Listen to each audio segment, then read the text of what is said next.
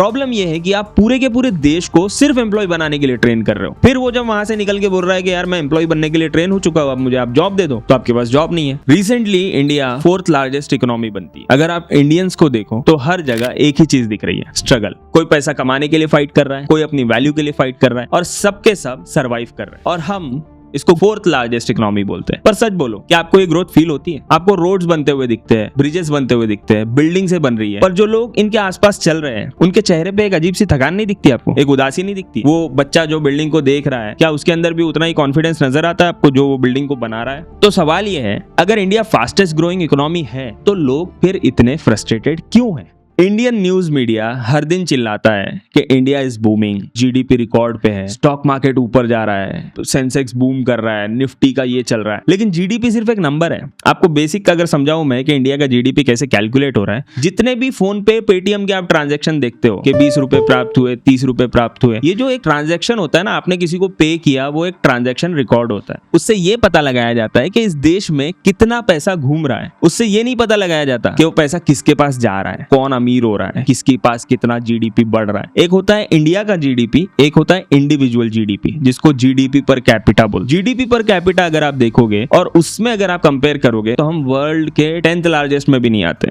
तो जीडीपी सिर्फ एक नंबर, ये बताता है कि पैसा कितनी स्पीड से मूव कर रहा है, ये नहीं बताता है कि वो पैसा किसके पास जा रहा है। इंडिया का जीडीपी है अराउंड $4 ट्रिलियन, ग्रोथ रेट है 6.5%। सबको सुन के अच्छा लगता है, मुझे भी अच्छा लगता है, पर 60% लोग आज भी 10,000 रुपए से कम कमा रहे हैं और एवरेज इंडियन इनकम बेयरली 2 लाख रुपए साल का है। मतलब एक हाउस होल्ड 2 लाख रुपए साल का में सर्वाइव कर रहा है। तो हाँ, अगर आप बोलो इंडिया तेज भाग रहा है तो भाग रहा है, पर ज्यादा लोग अभी भी पैदल चल रहे हैं। ग्रोथ तो है पर डायरेक्शन कहीं ना कहीं मिसिंग लगती है। नेशन की स्ट्रेंथ होती है उसके लोग, पर यहाँ लोग सिस्टम में ट्रैप है। आज 90% लोग इनफॉर्मल जॉब्स में। इनफॉर्मल जॉब्स मतलब वो जॉब्स जिनको फॉर्मली रिकॉग्नाइज नहीं किया गया है। और ग्रेजुएट्स के बीच में अगर आप देखो तो सिर्फ 40% लोगों को प्रॉपर जॉब मिलती है। एक स्टूडेंट किसी कॉलेज में एडमिशन लेके पढ़ाई करके पास होता है, कोई गारंटी नहीं है कि उसको जॉब मिलेगी। इंडिया में जिंदगी का डिफॉल्ट प्लान क्या है? पढ़ाई आप 21 तक करते हो, 25 तक आप नौकरी ढूंढने निकल जाते हो, 35 तक आप स्ट्रगल करते हो, और जब तक कमाई ठीक ठाक होने लगती है आपकी लाइफ आधी निकल गई है। हम सब एक रेस में दौड़ रहे हैं, पर किसी को भी नहीं पता है कि फिनिश लाइन कहाँ है। और जब काम सिर्फ सर्वाइवल के लिए होता है ना, कि मुझे रेंट देना है, मुझे ये देना है, मुझे वो देना है, तो आप क्रिएशन कहां से करोगे? कहां से आएगी क्रिएटिविटी? इसीलिए आप देखोगे हमारे सबसे स्मार्ट लोग अपनी रेंट की प्रॉब्लम को सॉल्व करते हैं। वर्ल्ड का प्रॉब्लम उनके दिमाग में भी नहीं है दूर दूर तक। तो आप कैसे सोच रहे हो कि इंडिया में इनोवेशन हो जाएगा? और अगर आप इस इंडिविजुअल प्रॉब्लम को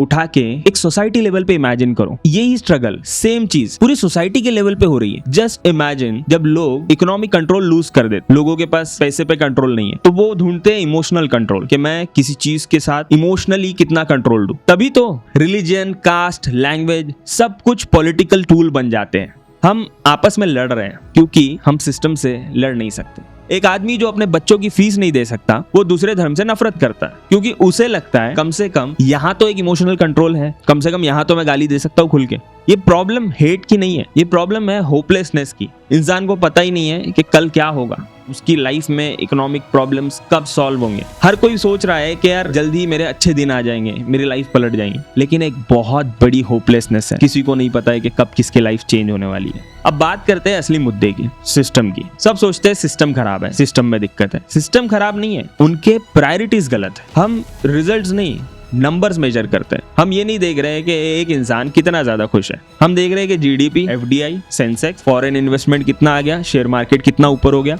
ये सब मेजर हो रहा है। लेकिन एक इंडिविजुअल वेलबींग, एक इंसान कितना खुश है, कितना कमा रहा है, कितना बचा रहा है, कितना बच्चों को खिला रहा है, कितना अच्छे कपड़े पहन पा रहा है, ये कहाँ मेजर हो रहा है? इंडिया का सबसे बड़ा जो पावर है ना, वो इसका पॉपुलेशन है। आपको ये कंफ्यूज करके रखा गया है कि आपका पॉपुलेशन आपकी दिक्कत है, लेकिन ये आपकी सबसे बड़ी पावर है। इस पॉपुलेशन को यूज करके हम मैन्युफैक्चरिंग में काफी बड़ा कुछ कर सकते हैं। लेकिन क्या आपको पता है, मैन्युफैक्चरिंग जीडीपी में सिर्फ 16% कंट्रीब्यूट कर रहा है। एग्रीकल्चर में 42% लोग काम कर रहे हैं, मतलब 42% of Indian population are working in agriculture. लेकिन कितना कंट्रीब्यूट कर पा रहे हैं? सिर्फ 15%। और अगर आप पब्लिक हेल्थ केयर स्पेंडिंग की बात, तो जीडीपी का सिर्फ 2.2% ऑफ जीडीपी हेल्थ केयर के ऊपर स्पेंड हो रहा है। और अगर हम एजुकेशन सिस्टम की बात करें तो हर साल 1 करोड़ ग्रेजुएट्स निकलते हैं, पर सिर्फ उसमें से 15 से 20% लोग ही एम्प्लॉयबल होते हैं। सोच रहे हो, अब 1 करोड़ में से सिर्फ 15 से 20% लोग एम्प्लॉयबल है। लोग मुझे बोलते हैं, मेरे वीडियोस के नीचे कमेंट करते हैं, तू हमेशा प्रॉब्लम्स दिखाता है, कभी अच्छा भी बोल।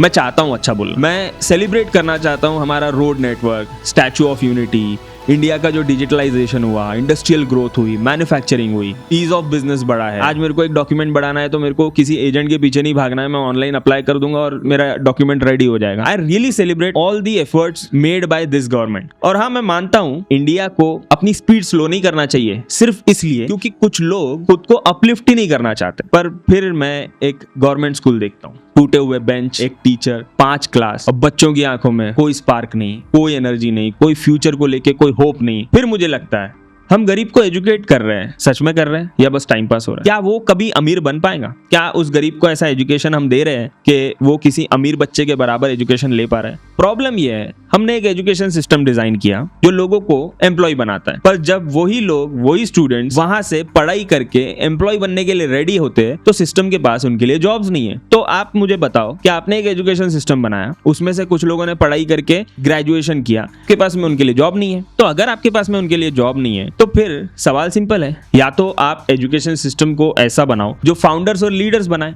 या फिर जॉब्स क्रिएट करो ना। अगर आप दोनों नहीं कर रहे हो तो फिर सिस्टम फेल है। मतलब मेरा बोलना यह है कि अगर आप बच्चों को पढ़ा रहे हो तो फाउंडर और लीडर वाली पढ़ाई दो ना उनको, ताकि स्कूल से निकलने के बाद ज्यादा से ज्यादा लोग नए नए बिजनेस बना सके, लीडर्स बने। आप पूरी की पूरी एक कंट्री को एम्प्लॉय बनने के लिए ट्रेन कर रहे हो, फिर आप बोल रहे हो कि यार ये जॉब नहीं करते, ये यहाँ से निकलने के बाद कुछ बिजनेस नहीं कर रहे। और हम सब भी इसी सिस्टम से आए हैं। आपने देखा होगा इंडिया में काफी सारे लोग हैं जो इसी सिस्टम से पढ़े हैं बट लाइफ में कुछ अलग कर रहे हैं। क्यों कर रहे हैं? क्योंकि हमने रेबल किया, हमने अपना माइंड बचाया।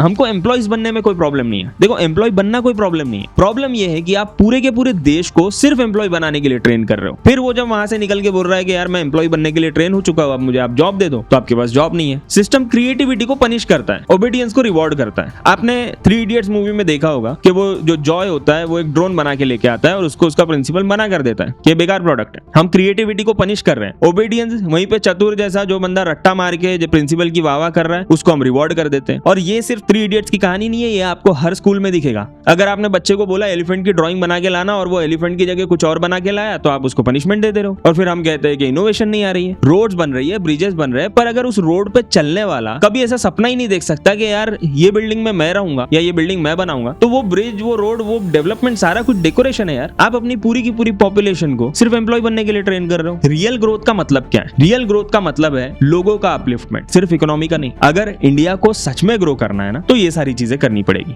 ऐसी जॉब्स लानी पड़ेगी जो स्किल्स बनाए, manufacturing, green energy, tech, MSME, ऐसे सेक्टर्स जो ज्यादा से ज्यादा यूथ को, एम्प्लॉइज को एब्जॉर्ब कर सके। और सेकंड जो सबसे इंपॉर्टेंट चीज आपको करनी पड़ेगी वो है एजुकेशन सिस्टम को प्लीज रिफाइन करो। रट्टा मारने वाला एजुकेशन ब्रिटिश एरा में चल गया। वो ब्रिटिशर्स ने बनाया था क्योंकि उनकी फैक्ट्री में काम करने के लिए उनको एम्प्लॉइज चाहिए थे। आज हमको इस देश में ऐसे लोगों की जरूरत है जो यहाँ पे फाउंडर्स बने, कंपनीज खड़ी करे, सीईओज बने, लीडर्स बने। और ऐसे सिस्टम के लिए आपको ऐसा एजुकेशन देना पड़ेगा जो रट्टा मारना नहीं सिखाता है, सोचना सिखाता है, कम्युनिकेशन सिखाता है, क्रिएटिविटी और कोलैबोरेशन सिखाता है, एक दूसरे के साथ मिलके काम करना सिखाता है, एक ग्रुप ऑफ पीपल मिलके कुछ बड़ा बनाए ऐसी सोच सिखाता है। तीसरी चीज जो हमको सबसे इंपॉर्टेंट है वो करनी पड़ेगी, हेल्थ और सेफ्टी को इन्वेस्टमेंट समझो।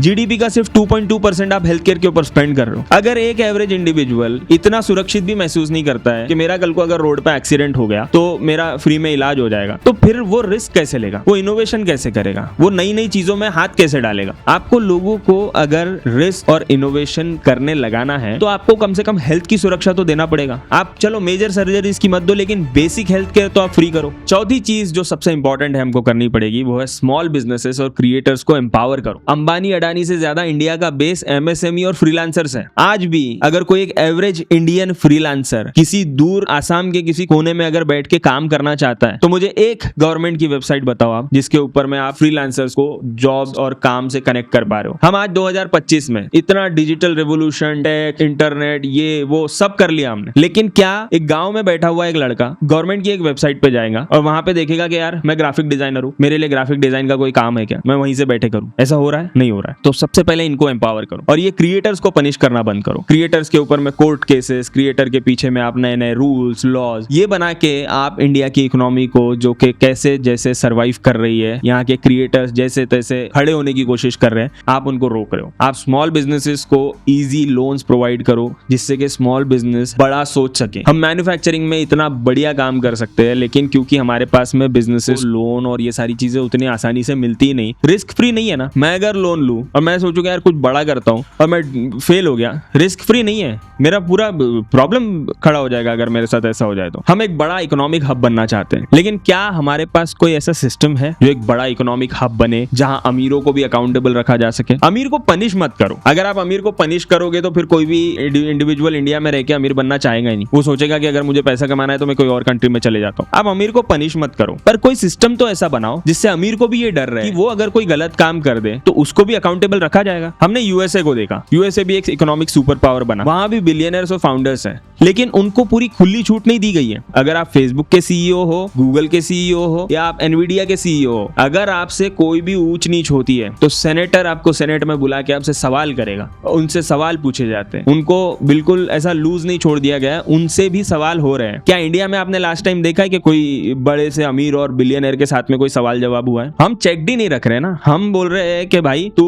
विजय माल्या बन, तू यहाँ से बहुत बड़ा लोन ले, पैसा लेके भाग जा, उसके बाद हम तेरे पीछे लगेंगे। हम ऐसा सिस्टम नहीं बनाएंगे कि हम तेरे को चेक्ड रखें। जो बैलेंस यूएस में क्रिएट हुआ है वही बैलेंस इंडिया को चाहिए। ग्रोथ भी चाहिए with accountability, power with responsibility. इसके बाद सोसाइटी को प्रोग्रेस पे यूनाइट करना पड़ेगा, पॉलिटिक्स पे नहीं। ये वॉर हिंदू मुस्लिम की नहीं है, ये वॉर है अमीर और गरीब की, बिल्डर्स और बायस्टैंडर्स की। एक बंदा बिल्डिंग बना रहा है, दूसरा बंदा वहां पे खड़े रह के उसको देख रहा है, जिसके सपने में भी वो वहां पे फ्लैट नहीं ले सकता है। ये लड़ाई है इन दोनों की। यहाँ पे हिंदू मुस्लिम कास्ट ये सब में बट के कुछ नहीं होने वाला है। अब इमेजिन करो एक इंडिया जहाँ स्कूल लीडर्स बना रहा है, लेबर्स नहीं, जहाँ काम सिर्फ पैसा नहीं है, एक पर्पस देता है कि मैं इस दुनिया की इस प्रॉब्लम को सॉल्व करने के लिए काम कर रहा हूँ। आप ओवर टाइम इसलिए नहीं कर रहे हो क्योंकि आपको ओवर टाइम का पैसा मिलेगा, आप ओवर टाइम इसलिए कर रहे हो क्योंकि आपको इस देश के लिए, इस दुनिया के लिए एक प्रॉब्लम को सॉल्व करना है जो ह्यूमैनिटी को बहुत सारी चीजों से बचाएगा। जब आप इस प्रॉब्लम सॉल्विंग को इस तरीके से देखना चालू करते हो तो काम सिर्फ पैसा नहीं रह जाता है, वो एक पर्पस देता है। इमेजिन करो एक ऐसा इंडिया जहाँ एक गांव का बच्चा और एक सिटी का बच्चा सेम क्वालिटी एजुकेशन ले सकता है, जहाँ रिलीजन आइडेंटिटी नहीं कल्चर होता है, और ऐसा इंडिया पॉसिबल है। बस डिसीजन लेना बाकी है। पहले इंसानों को बनाओ, पहले लोगों की खुशी का सोचो, उनका इंडिविजुअल हैप्पीनेस के बारे में सोचो, उसके बाद आपका इंफ्रास्ट्रक्चर काम करेगा, उसके बाद उस इंफ्रास्ट्रक्चर को यूज करने वाले लोग आएंगे। इंडिया का प्रॉब्लम पोटेंशियल नहीं है, मैं बार बार बोल रहा हूँ, इंडिया का प्रॉब्लम पोटेंशियल नहीं है, हमारे पास भर भर के पोटेंशियल है। मैं खुद ऐसे लोगों को जानता हूँ जिनके पास में टैलेंट है, जिनके पास में क्रिएटिविटी है, अलग लेवल का इंटेलिजेंस। तो इतनी बात साफ है कि इंडिया का प्रॉब्लम पोटेंशियल नहीं है, इंडिया का प्रॉब्लम है डायरेक्शन। बहुत सारे लोगों के पास टैलेंट है, मेरे पास है, आपके पास है, बस क्लैरिटी मिसिंग है कि यार इस टैलेंट का करे क्या। शायद इंडिया का नेक्स्ट ग्रोथ स्टेज जीडीपी से नहीं आएगा, कोई गवर्नमेंट से नहीं आएगा, वो तब आएगा जब हर इंडियन ये पूछेगा कि मैं बिल्ड कैसे करूं, ना कि ये कि मैं सर्वाइव कैसे करूं। और वहीं से इंडिया सच में ग्रो करेगा। अगर आपको वीडियो अच्छा लगा तो कमेंट करके बताओ। मिलते हैं नेक्स्ट वीडियो में, नीचे कमेंट कर देना, I am from India. Bye.